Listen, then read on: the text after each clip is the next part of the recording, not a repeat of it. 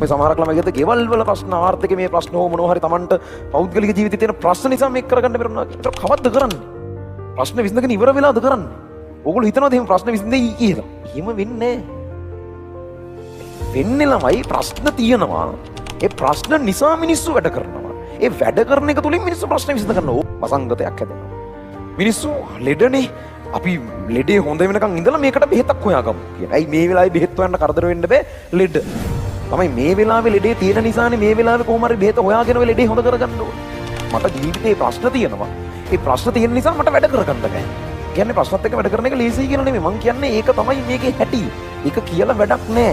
ඒක හැමෝටම තියෙන දේ. මිනිස්සු කරන්න බලන්න ඕනේ. මේ ප්‍රශ්න තියෙනකොට ඒක මොරාල් එකක් කරගෙන වැඩ කරන්න. මට මේ ප්‍රශ්න ටිකෙන් ගැලවෙන්න මට ස්වාධීන කොන්දගෙන ඉඳන් ඉන්න පුළුවන් මිනිහෙක් වෙන්න ඕනේ.